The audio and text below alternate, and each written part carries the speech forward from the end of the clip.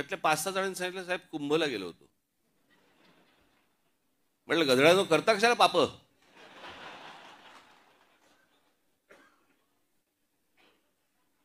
बरं मी हेही विचारलं, आल्यावरती आंघोळ केलीस ना? हे आमच्या बाळा नांदगावकर इथे त्या ह्याच्यातनं घेऊन आले, काय ते छोट्याशा कमंडलूमधनं पाणी घेऊन आले. म्हटलं हड, म्हटलं मी नाही पिणार.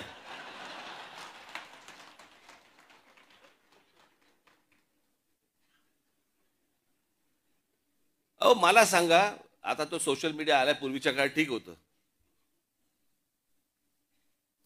मी त्या सोशल मीडियावरती बघतोय माणसं तिथे आलेल्या बाया बिया घासतायत. ह आणि बाळा नांदगावकर साहेब गंगेचं पाणी कोण पिईल ते पाणी? चला आत्ताच करोना गेलाय, कोणाला त्याच्याशी काही देणं घेणं नाही. 2 वर्ष झाले तोंडाला फडकी बांधून फिरले आणि तिकडे जाऊन जाऊन आंघोळ करतायत.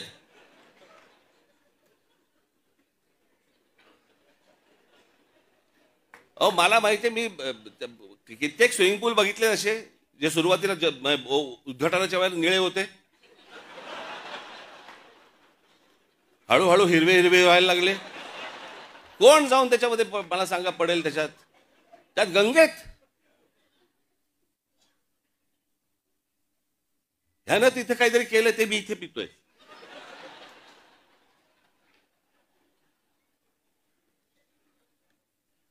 श्रद्धेला पण काय अर्थ आहे की नाही? एक नदी या देशामधली स्वच्छ नाहीये, एक नदी. आणि आम्ही काय नदीला माता. परदेशामध्ये आम्ही अनेकदा जातो त्यावेळेला बघतो तिकडच्या नद्या स्वच्छ नद्या, ते काय तिकडे माता बिता म्हणत नाहीत, तरी नद्या स्वच्छ. आमच्याकडे सगळं पोल्युशनचं पाणी आतमध्ये, कोणी आंघोळ करतायत, कोणी कपडे धुतायत, काय वाटेल ते चालू आहे. राजीव गांधी असल्यापासून ऐकतोय मी गंगा साफ होणार.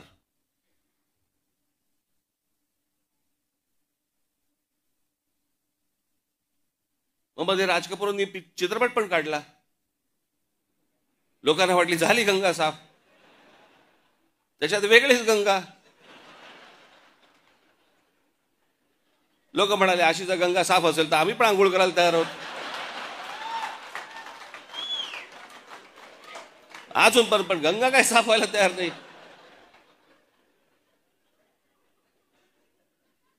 या सगळ्या श्रद्धा अंधश्रद्धेतनं बाहेर या जरा, सगळ्यातनं डोकी हलवा नीट.